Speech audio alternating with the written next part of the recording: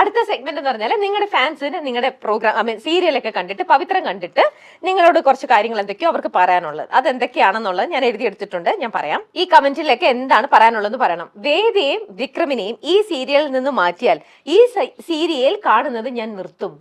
ഒരാളുടെ കമന്റ് ആണ്. അങ്ങനെ വളരെ സീരിയസ് ആയിട്ട് കുറെ പേര് പറഞ്ഞിട്ടുണ്ട്. അപ്പൊ നിങ്ങൾ കണ്ടിട്ടുണ്ടോ ഈ കമന്റ്? ആ പിന്നെ ആണോ? പിന്നെ ആ ഒരു ഇഷ്യൂ വന്നപ്പോ ഞാൻ മാറുന്നു എന്നൊക്കെ പറഞ്ഞ വീഡിയോ ഒക്കെ വന്നപ്പോ മുമ്പ് അങ്ങനെ സംഭവിച്ചിട്ടൊക്കെ ഉണ്ട് പല സീരിയലുകളിലും അങ്ങനെ മാറ്റുമ്പോ അപ്പൊ അതൊക്കെ കൊണ്ടായിരിക്കാം, കാരണം അവർക്ക് അത് ഉൾക്കൊള്ളാൻ ടൈം എടുക്കുമായിരിക്കും. ഇപ്പൊ എന്താന്ന് വെച്ചാല് അങ്ങനെ ഒരു ഓൾറെഡി ഒരു ഇഷ്യൂ ആയതുകൊണ്ട് എല്ലാരും ഇങ്ങനെ പ്രിപ്പയർ ആയിട്ടിരിക്കുകയാണ്. നമ്മൾ ഇഷ്ടപ്പെടുമ്പോ അവര് മാറും, അവര് മാറും പക്ക. അത് അങ്ങനെ ആയിപ്പോയി അവരുടെ ഇതില്. ആൻഡ് അത് അവർക്ക് അപ്പം അവർക്ക് ഭയങ്കര ഫാൻസ് ആവാനും പേടിയാണ്. ഒരു കപ്പിളുടെ അല്ലെങ്കിൽ ഒരു ആക്ടറുടെ ഭയങ്കര ആയിട്ട് ഫാൻ ഇതിലോട്ട് വരാൻ അവർക്ക് ഭയങ്കര പേടിയാണ്, മാറിയാലോ എന്ന് വിചാരിച്ചിട്ട്. അടുത്ത കമന്റ്, വിക്രമിന്റെ നെഞ്ചു വിരിച്ചുള്ള നിൽപ്പ്, എന്താ ഒരു ഫീൽ. അയ്യോ ചിരി കണ്ടോ? വിക്രത്തിന്റെ ചിരി കാണണമെങ്കിൽ നമ്മുടെ ഇന്റർവ്യൂല് ഇടയ്ക്കിടയ്ക്ക് നോക്കിയാൽ ഇത്ര ക്യൂട്ട് ആയിട്ട് എന്താ നാണത്തോട് കൂടിയുള്ള ചിരിയാണെന്ന് നോക്കിയേ. ചിരിക്കാനും അയ്യോ പറ്റുപോയി. ശരി. വേതാളത്തിനെ തൊട്ടാൽ വിക്രമിന്റെ കയ്യിൽ നിന്ന് കിട്ടും മക്കളെ. ഓക്കെ, വേദ ഈ തെമ്മാടിക്കുള്ളതാ. വായിച്ചിരുന്നു. അതുവരെ എത്തിയോന്ന് അറിയില്ല.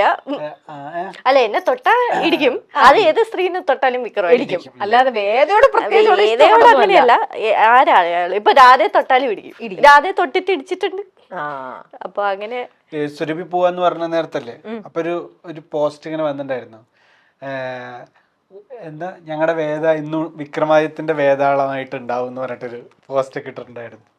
വിക്രമാദിത്യം വേതാളം എന്നുള്ള സാധനം ആളുകൾക്ക് ഭയങ്കര ഉള്ളിലങ്ങ് പതിഞ്ഞിരിക്കും അല്ലേ.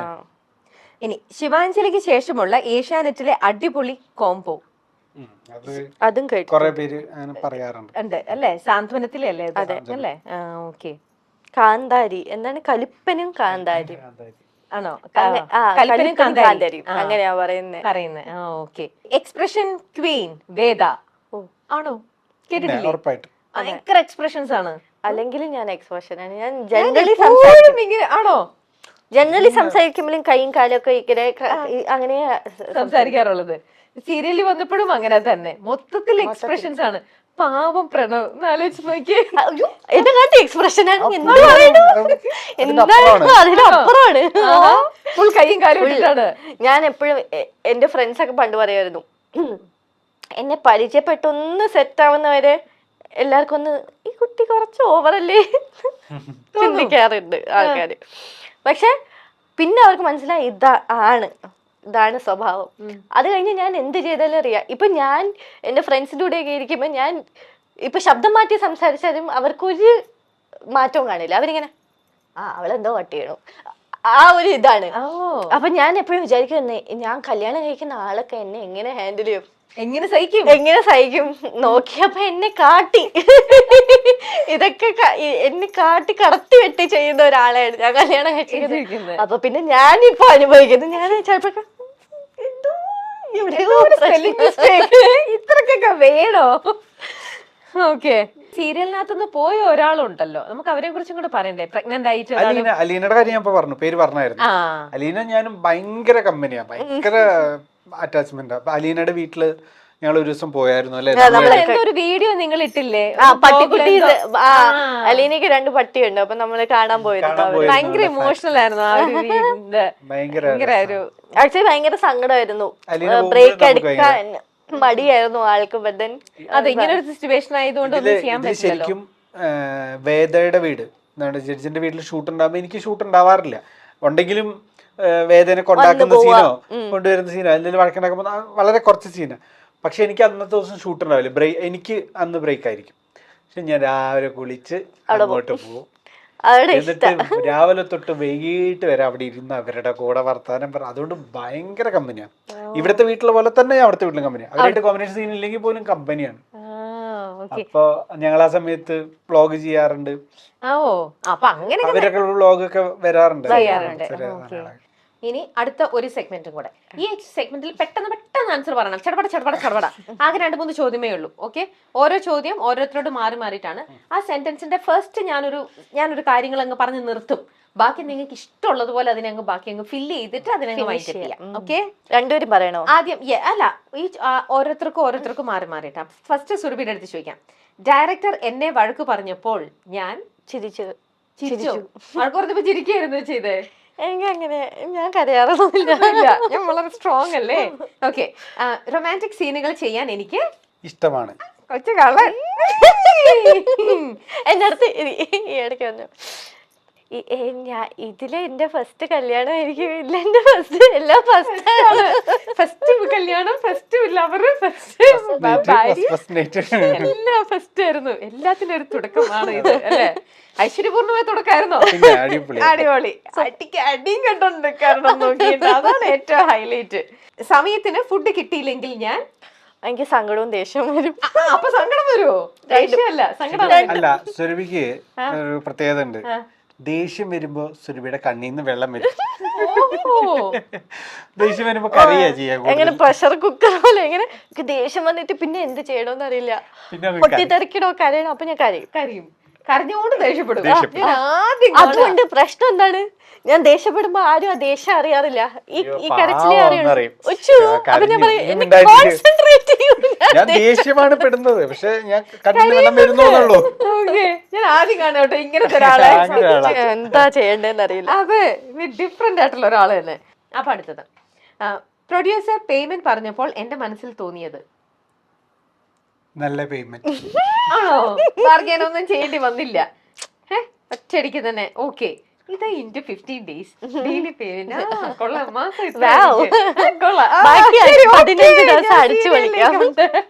അല്ലേ? അങ്ങനെയായിരുന്നു. ഓക്കെ, എന്റെ കഥാപാത്രത്തിന് ഒരു ആക്സിഡന്റ് സംഭവിക്കാൻ പോകുന്നു എന്ന് കേട്ടാൽ അങ്ങനെ പ്രത്യേകിച്ച് സന്തോഷിക്കുന്ന പറയാം. കൊറേ ദിവസം കിടന്ന് അഭിനയിക്കാലോ.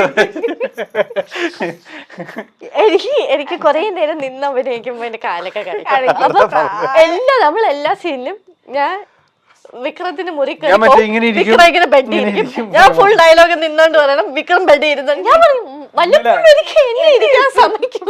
ഇന്നലെ പറഞ്ഞു, ചേട്ടാ ഞാൻ ഇരിക്കട്ടെ, നീ അവിടെ നിന്നാ മതി. സത്യം, ഞാൻ ഇന്നലെ ചോദിച്ചു, ചേട്ടാ ഞാൻ അപ്പുറത്തിരുന്ന് സംസാരിച്ചോട്ടെ. ഇല്ല നീ നിന്ന് സംസാരിച്ച. ആള് ഫുൾ ടൈം ഇരുന്ന്. അതുകൊണ്ട് എന്താണ് ടേക്കിന് ഒന്നും വേണ്ടല്ലോ, ഫുൾ ടൈം ഇരുന്നാ പോലെ. ഞാനാണെങ്കിൽ ടേക്കിന് പോയിരിക്കും. അപ്പോഴത്തേക്ക് അവര് പറയും ആ ഓക്കെ റെഡി. പോയിട്ട് പിന്നെ നിൽക്കും. കഷ്ട. ഓക്കെ, ഫൈറ്റ് സീൻ ഷൂട്ട് ചെയ്യാൻ പോകുന്നു എന്നറിഞ്ഞാൽ എനിക്ക് സന്തോഷം. അത്രക്ക് ഇഷ്ടമാണോ? ഭയങ്കര ഇഷ്ടം. ഒരെണ്ണം കൊടുക്കാനാണോ ഒരെണ്ണം വാങ്ങാനാണോ? എനിക്ക് ഭയങ്കര ഒരു ത്രില്ലാണ് ആ സാധനം ചെയ്യാൻ. ആഗ്രഹം എന്നൊക്കെ പറയില്ല, അങ്ങനെ സാധനം. ഓക്കെ, ഈ ഇന്റർവ്യൂ ഞാൻ ഇടയ്ക്കിടയ്ക്ക് ചോദിക്കാറുണ്ട്, ഇനി അടുത്ത ഫൈറ്റ് വരുന്നുണ്ടോ? അതായത് ചെയ്യാൻ ഭയങ്കര ഇഷ്ടം എനിക്ക്. ഭയങ്കര ഇഷ്ടമാണ്, ഭയങ്കര. ഓക്കെ, അടുത്തത്, ഈ ഇന്റർവ്യൂവിന് വിളിച്ചപ്പോൾ ആദ്യം എനിക്ക് തോന്നിയത് എന്താണ്? തോന്നിയത്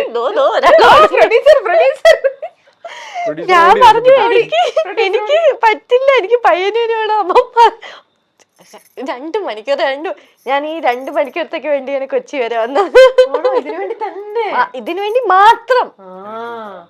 കണ്ടോ, അതിനു വേണ്ടിട്ടല്ലേ നമ്മൾ ഇത്രയൊക്കെ സെറ്റ് ചെയ്ത്. ഞങ്ങളുടെ ഞാൻ എൻജോയ് ചെയ്തു. നമ്മുടെ മൈൽസ്റ്റോൺ വ്യൂവേഴ്സിന്റെ വിഷുവിന്റെ അന്നും, വിഷുവിന്റെ തലേ ദിവസം, വിഷുവിന്റെ പിറ്റേ ദിവസം ഫുൾ നിങ്ങളാണ് അവരുടെ കൂടെ. അപ്പൊ ഫസ്റ്റ് ഇന്റർവ്യൂ നിങ്ങൾ ഒരുമിച്ച് കണ്ടോ, എന്റെ കംപ്ലീറ്റ് ക്രെഡിറ്റ്സ് മൈൽസ്റ്റോൺ ആണ്. മൈൽസ്റ്റോൺ ആണ് നമ്മളുടെ ഫാൻസിന് ഏറ്റവും വലിയൊരു വിഷു സമ്മാനം, ഒരു ഗിഫ്റ്റ് പറയാറുണ്ട്.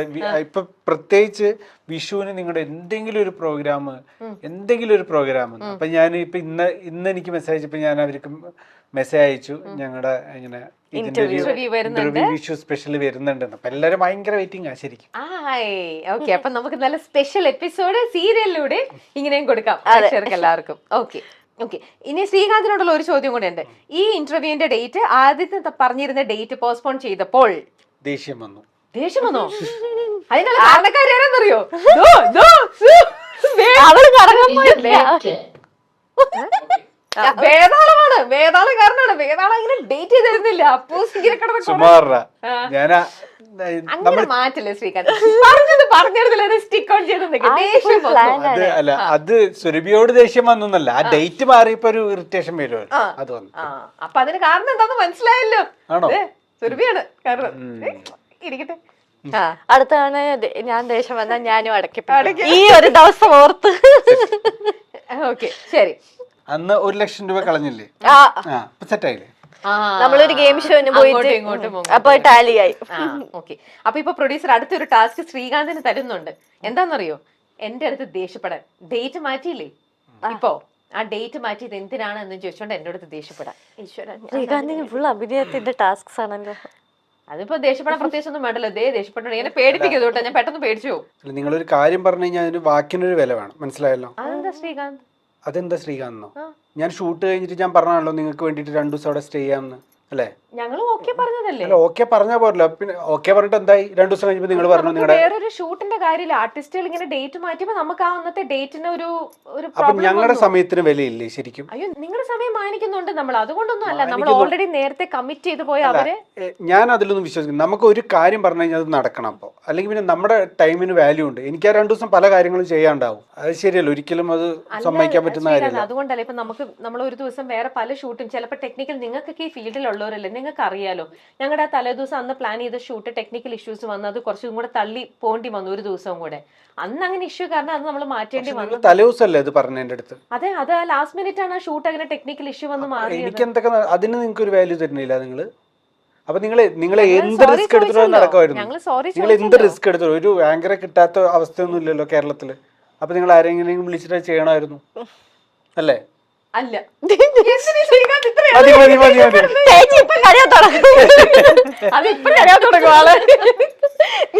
ശ്രീകാന്തിന്റെ ഫുൾ ദേഷ്യപ്പെടുത്തി വന്നോണ്ടേയിരിക്കണേ. എത്ര ഇൻസ്റ്റന്റ് ആയിട്ടാണ് ശ്രീകാന്ത്. ഞാനിവിടെ സംസാരിച്ചോണ്ടിരിക്കുന്നപ്പോഴത്തേക്ക് അവിടെ അഭിനയം തുടങ്ങി. ഞാനൊക്കെ ആണെങ്കിൽ 5 വർക്കിംഗ് ഡേയ്സ് ആലോചിച്ച് എന്ത് പറയണോ, ഒരു സ്ക്രിപ്റ്റ് കാലം ഇതൊന്നുമില്ല. അതാണ് ഒരു ഡ്രാമ തിയേറ്റർ ആർട്ടിസ്റ്റിന്റെ ഗുണാണ്. ഇൻസ്റ്റന്റ് ആയിട്ട് എല്ലാം വരും.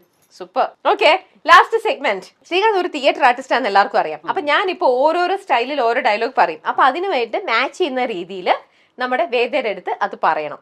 ഓക്കെ, അഭിനയിച്ച് കാണിക്കണം. ശ്രമിക്കാം. ഓക്കെ, വേദയും വിക്രമാണ്, ശ്രീകാന്തും സുരഭിയും അല്ല. ഓക്കെ, പ്രപ്പോസ് ചെയ്യണം. ഞാൻ ഈ പറയുന്ന സെന്റൻസ് നോക്കിയിട്ട് വേദയുടെ അടുത്ത് വിക്രം പ്രപ്പോസ് ചെയ്യണം. ഓക്കെ, പവിത്രത്തിലെ വിക്രമിന്റെ സ്റ്റൈലില് ഒന്ന് പ്രപ്പോസ് ചെയ്തേ. വേതാളം, എന്താ പതിവില്ലാതൊരു സന്തോഷം? അമ്മ ഉറങ്ങിയോ? ഏതമ്മ? എൻ്റെ അമ്മ, കമലാമ്മ.